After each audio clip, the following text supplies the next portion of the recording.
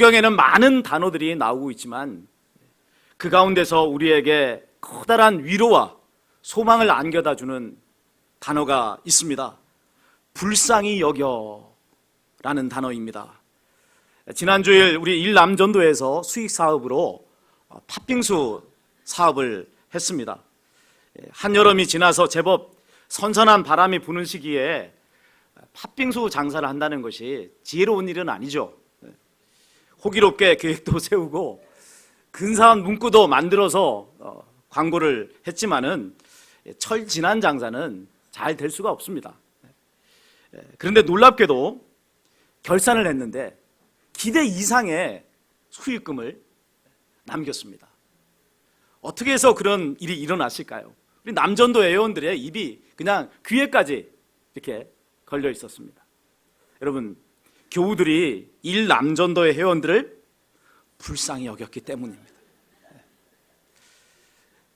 도와주지 않으면 망할 것이 뻔해 보였기 때문에 그렇죠. 그래서 너도 나도 먹고 싶어서만이 아니라 도와주고자 하는 그런 마음에서 팥빙수를 사 먹은 것입니다. 일남전도 회원들은 이 사실을 바르게 아시기 바랍니다. 장사 수완이 좋아서 수익을 많이 남겼다. 팥빙수 맛이 너무나 기가 막혀서 그래서 수익을 많이 남겼다. 그것이 아니란 말이에요. 무엇 때문이라고요? 교우들이 불쌍히 여겨서 그런 것입니다. 그러니까 여러분, 교우들에게 감사할 수 있기를 바랍니다. 다시 한번요. 우리 일남전도 회원들은 우리 교우들에게 감사하시기 바랍니다. 우리의 삶도 마찬가지예요. 살아가면 갈수록 정말 절실하게 깨달아지는 것이 있습니다. 은혜 아니면 살아갈 수가 없다는 사실입니다. 험악하기 그지없는 세상 아닙니까? 그 속에서 작은 능력을 가지고 우리는 살아갑니다. 그러기에 여러분, 하루하루의 삶이 쉽지가 않은 것입니다. 그러다가 덜컥 우리의 능력을 넘어서는 그런 시련을 만나게 되면, 그런 인생의 풍랑이나 폭풍을 만나게 되면 우리는 그 폭풍에 휩쓸려 떠내려가는 것밖에 되지 않지 않습니까? 우리의 인생이 무너질 수밖에 없는 것 아니겠습니까? 그러기에 절대적으로 필요한 것이 하나님의 은혜입니다. 오늘 우리가 험악한 세상에서도 절망하지 않고 당당하게 세상과 맞서서 세상을 이기며 살 수 있는 유일한 이유는 하나님께서 우리와 함께 하시며 우리를 지키시기 때문이라는 사실을 믿으시기 바랍니다. 그런데 왜 하나님께서는 우리에게 은혜를 베풀어 주시는 걸까요? 우리를 불쌍히 여기시기 때문에 그렇습니다. 하나님께서는 우리를 지으신 창조주이십니다. 우리를 지으시되 하나님의 형상대로 지으셨어요. 하나님의 자녀로 지으셨다는 이야기입니다. 우리와 연합하여서, 그래서 우리가 하나님이 주시는 그 놀라운 은혜를 덧입어 행복하게 사는 존재가 되게 하기 위해서 하나님은 우리를 그렇게 존귀한 하나님의 자녀로 지으신 것입니다. 그런데 사람이 하나님을 떠나버렸습니다. 사탄에게 속아서 스스로 하나님이 되겠다고 독립을 선언한 것입니다. 그것은 생명과 복의 길이 아니라 저주와 사망의 길이었습니다. 그 이후에 인류의 삶은요, 사망과 저주에 굴레 씌워진 인생이 되고 말았습니다. 자녀가 부모의 말을 순종할 때 부모는 그 자녀가 사랑스럽기 그지없습니다. 반면에 부모의 말을 불순종하며 살아갈 때, 또 악한 자에게 속아서 고통스러운 삶을 살아가는 것을 보면 그 자녀의 모습이 불쌍하기 짝이 없는 것입니다. 어떻게든 그 고통스러운 삶의 자리에서 건져내고 싶은 것이 부모의 마음이다, 이 말이에요.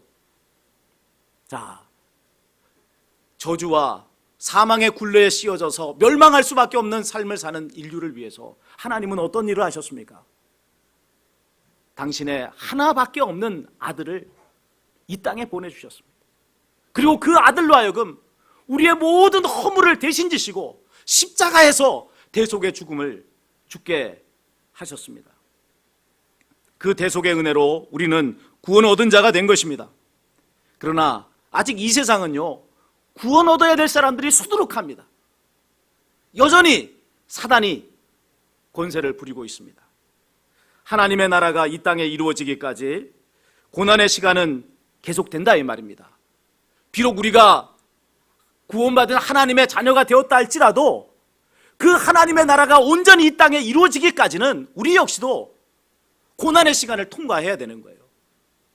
그러기에 하나님께서는 우리를 불쌍히 여기시는 것입니다. 기꺼이 우리를 위해 능력의 손길을 펼치셔서 그래서 우리를 그 고난 가운데, 그 고통의 삶 가운데서 지켜주시고 구원해 내시는 것입니다. 누가 우리를 그리스도의 사랑에서 끊으리요? 환난이나 곤고나 박해나 기근이나 적신이나 위험이나 칼이랴. 날마다 우리와 함께 하시며 우리를 지키시는 하나님께 감사하시는 저와 여러분 되시기를 주님의 이름으로 축원합니다. 본문은요, 베세다 빈들에서 있었던 오병이어의 사건을 담고 있습니다. 그런데 이 본문을 자세히 들여다보면 오병이어의 사건만 있었던 게 아니에요. 예수님께서 병자들도 치료해 주신 사건이 함께 기록이 되어져 있습니다. 예수님께서는 베세다 빈들에서 병자들을 치료해 주셨고 배고픈 자들에게 오병이어의 기적을 베푸셔서 그들의 배를 부르게 해 주셨습니다. 왜 예수님은 그런 일을 하신 거죠? 그들을 불쌍히 여기셨기 때문에 그런 거예요. 우리 14절 한번 소리내서 같이 읽어보도록 하겠습니다. 14절입니다. 예수께서 나오사 큰 무리를 보시고 불쌍히 여기사 그 중에 있는 병자를 고쳐 주시니라. 아멘.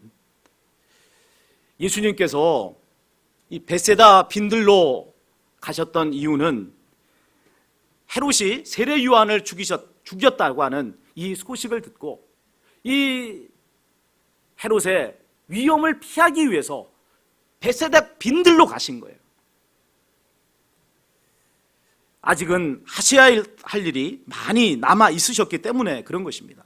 그런데 기가 막히게도 예수님이 베세다 빈들에 계시다고 하는 이 소문을 듣고 사람들이 너도 나도 이 빈들로 모여들기 시작한 것입니다. 그리고는 마침내 큰 무리의 사람을 이루게 된 것을 보게 됩니다. 그것이 예수님께는 기쁨이기보다는 안타까움이었다 이 말이에요. 왜 이 사람들이 빈들로 모여들었습니까? 빈들에 뭐가 있어요? 그런데 이 빈들로 왜 이 사람들이 이렇게 모여든 것입니까? 하나님의 은혜가 절실하게 필요하였기 때문에 그렇습니다. 현재의 삶이 너무나 고달프다 이 말이에요. 하나님의 은혜 아니면 살 수가 없단 말입니다. 그래서 예수님이 계시는 이 빈들을 사모하여 그들은 모이고 또 모였다 하는 것입니다. 지금 이들이 고통스러운 삶을 살고 있는 이유가 무엇 때문이죠? 먼저는 그들 한 사람 한 사람이 가지고 있었던 죄 때문이었습니다. 죄로 인해서 온갖 저주가 그들에게 임한 것입니다. 가난이 임했습니다. 병이 임했습니다. 그래서 그들은 고통을 당하고 있는 거예요. 자신들의 힘으로 이 죄의 굴레, 저주의 굴레를 벗을 수가 없는 거예요. 그래서 하나님의 은혜를 찾아서 이 빈들로 찾아 나왔습니다. 왜 또 이들에게 이런 고통스러운 삶이 있게 된 것입니까? 그들 사회에 구축된 사탄의 견고한 짐 때문에 그렇습니다. 당시 유대 나라는 로마 제국의 식민 지배를 받고 있었습니다. 수탈과 착취 구조 속에 놓여 있었던 사람들이었다 이 말이에요. 그 구조 속에 제일 위에는 누가 있어요? 로마 황제가 있습니다. 그리고 그 다음 자리에 유대 총독이 있고 헤롯 왕이 있습니다. 유대교 지도자들 역시 이런 상부의 이 정치 권력과 결탁한 상부 구조에 속한 자들이었어요. 그러면 이 식민 지배라고 하는 이 구조의 맨 밑바닥 제일 하층민은 누굽니까? 유대 나라의 백성들이다 이 말이에요. 그들에게는 수많은 세금과 부역이 부과되었을 뿐이지 제대로 된 돌봄을 그들에게 제공되지 않았어요. 식민지 지배 구조에서 하층민은요, 수탈과 착취의 대상이에요. 돌봄의 대상이 절대 아니다 이 말입니다. 그러니 소망이 어디 있겠습니까? 죽지 못해서 사는 거예요. 과거 우리나라 일제 식민지 지배 시기에도 그러하였습니다. 최근 학자들 가운데 식민지 근대화론을 주장하는 사람들이 있는 것 같습니다. 식민지 근대화론의 주장은 뭐 이런 거예요. 일제의 식민 지배는 부당한 것임에 틀림없다. 그러나 그것이 가지고 온 유익도 있다. 우리나라를 근대화시킨 것이다. 조선 왕조를 멸망시켰고 사람들에게 근대의식을 각성을 시켰고 산업을 근대화시켰다. 당시에 우리나라 사람들 대부분은 일제 식민 지배하에 살고 있으면서 수동적으로만 살았던 것이 아니다. 이 식민 지배라고 하는 그런 구조 속이었지만 주체적으로 근대의식을 함양했다. 이게 이 식민지 근대화론의 주된 내용이에요. 여러분 그럴듯하게 들리죠? 자, 그러나 여러분 이 식민지 근대화론에는 근본적인 면에서의 맹점이 있습니다. 일제 식민 지배를 부당하다고 말하면서 그 부당함 속에서 정당함을 찾고 있는 거예요. 현실이 그러하니 어떻게 하겠느냐 하는 것입니다. 대다수의 사람들이 그렇게 살았다고 해서 그것이 여러분 역사 해석의 주류가 돼서는 안 돼요. 일제의 식민 지배를 정면으로 거부하면서 목숨을 걸고 독립투쟁을 했던 사람들이 있었습니다. 대한민국이 독립을 얻고 대한민국이 건립될 수 있었던 이유는 무엇 때문이에요? 그 식민 지배 속에서 거기에 어쩔 수 없이 수동적으로 대응하면서 살아갔던 그 대다수의 사람들 때문에 대한민국이 독립된 겁니까? 그 사람들 때문에 여러분 대한민국이 건립되는 역사가 일어난 것입니까? 아니죠. 비록 그보다 숫자는 적었을지라도 나라와 민족을 위해서 일제 식민 지배를 정면으로 거부하면서 자신의 생명을, 자신의 전 재산을 다 바쳐서 싸웠던 독립운동가들이 있었기 때문에 여러분 대한민국이 독립한 거예요. 대한민국이 건립이 된 거예요. 그렇다면 일제 식민 지배 시대의 역사를 기록할 때 여러분 숫자가 많았다고 해서 그 사람들을 전면에 내세우고 이게 한국 역사의 주류라고 말했어야 되겠습니까? 아니란 말이에요. 독립운동을 했던 그 역사가 우리나라 역사의 근본적인 전면에 나와야 되고 그것이 가장 중요한 주류가 되어야 한다 이 말입니다. 역사란 현실에 있었던 모든 것을 나열하는 것이 아닙니다. 민족 주체성과 자긍심을 찾을 수 있는 소중한 사실들을 찾아내서 그것을 기록하고 계승하는 것이 역사예요. 학자들의 소임은 열심히 연구하는 것만이 아니라 그것을 통해서 나라와 온 인류에 이바지할 수 있는 그런 자료들을 제공하는 것 아닙니까? 그게 이 학자들의 사명이고 소임이지 그냥 객관적인 역사만 쭉 나열했다고 해서 그게 여러분 학자들의 소임을 다한 것일 수 없는 겁니다. 어떤 일이 이루어졌든 식민지배는 결코 미화돼서는 안 돼요. 베세다 빈들에 모여든 사람들을 예수님께서 불쌍히 여기신 것은 이런 이유 때문입니다. 죄와 이 저주로 굴레 씌워진 사람들, 식민지배의 수탈과 착취 구조 속에 놓여 있던 사람들, 이 사람들을 예수님은 불쌍히 여기신 것입니다. 그래서 예수님께서 하신 일이 있습니다. 어떤 일을 하셨습니까? 제일 먼저 그 중에 병든 자를 고쳐주셨습니다. 이 베세다 빈들에 찾아온 사람들 가운데 가장 가난한 사람이 누구겠어요? 어디에서도 치료할 수 없는 병든 몸을 가지고 온 사람들이란 말이에요. 그래서 예수님께서는 어디를 가든지 간에 병자들을 치료하신 것을 봅니다. 이 베세다 빈들에서도 예수님은 거기에 나온 수많은 사람들 가운데서도 가장 먼저 가장 가난했던 사람들, 이 병자들을 고쳐주셨습니다. 그리고 또 배고픈 자들을 위해서 오병이어의 기적을 베푸셔서 배불리 먹게 해주셨습니다. 하나님의 은혜를 공급해 주신 거죠. 왜 이 하나님의 은혜를 이들에게 공급해 주신 겁니까?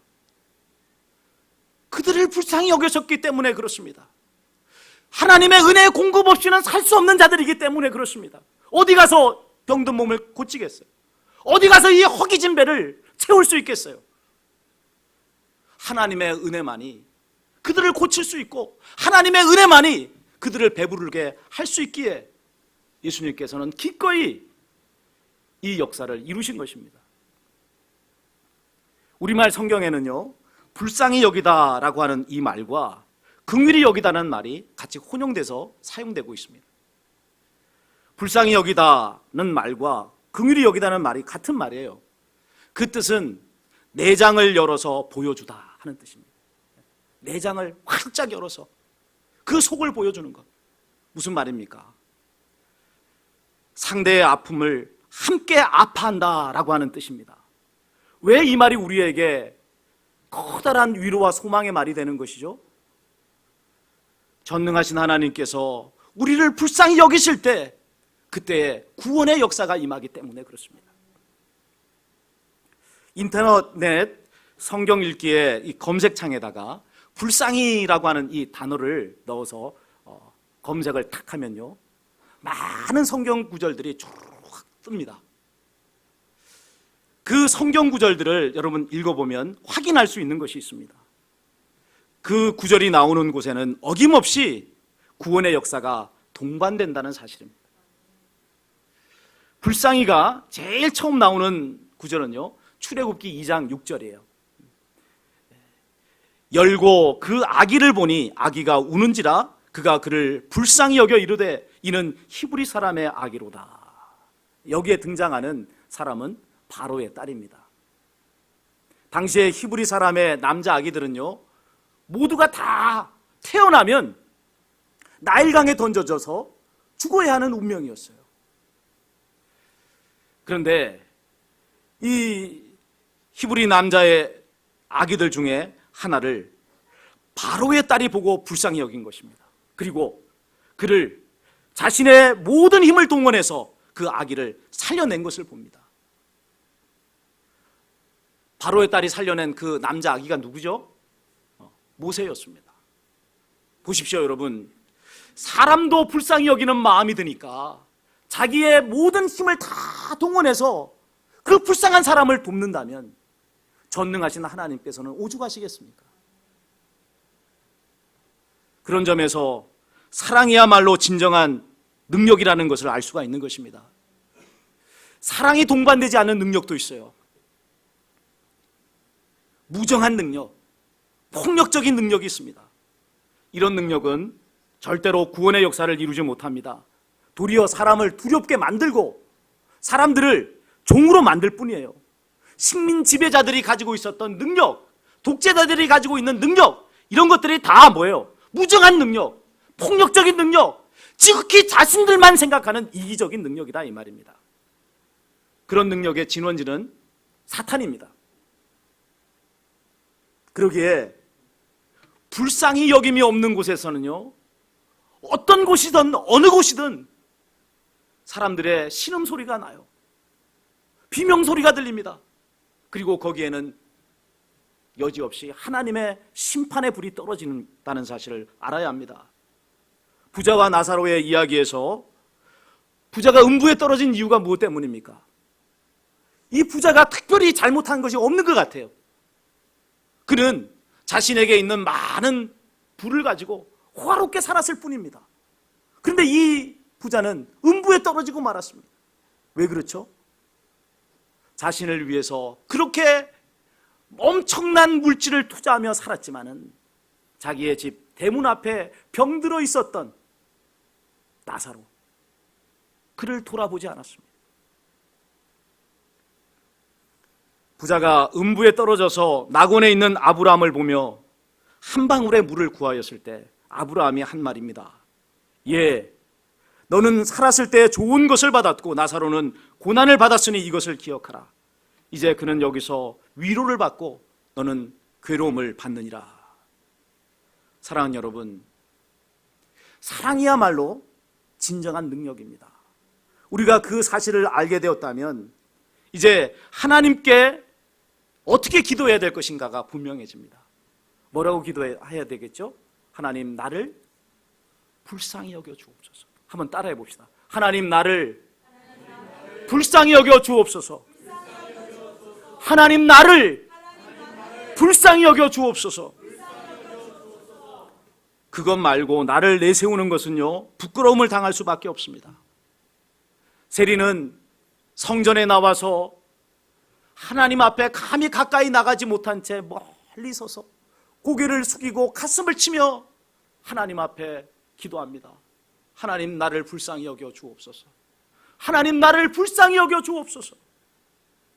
반면에 바리새인은 하나님 앞에 나가 자신의 의로움을 내세우며 기도하였습니다. 하나님, 나는 일주일에 2번 금식합니다. 하나님, 저는 하나님 앞에 똑바로 안식일을 지키고 또한 11조도 드립니다. 여러분, 하나님의 응답은 어떻게 임하였을까요? 나를 불쌍히 여겨달라고 하는 이 세리는 하나님께 의롭다 하심을 받았던 반면에 자기의 의를 내세웠던 바리새인은 부끄러움을 당했습니다. 오늘 우리는 어떻습니까? 아무 문제가 없습니까? 내 힘으로 넉넉히 내 삶을 책임지고 살아가고 있습니까? 그런 분이 있다면 여러분, 하나님께 불쌍히 여겨달라고 기도하지 않으셔도 돼요. 그러나 내 힘으로 살 수 없다면, 그것을 정말 뼈저리게 깨달은 사람이라고 한다면 주저하지 마시고 하나님께 불쌍히 여겨달라고 기도하시기 바랍니다. 긍휼이 풍성하신 하나님께서 당장 능력의 손길을 펼치셔서 우리를 구원해 주실 것입니다.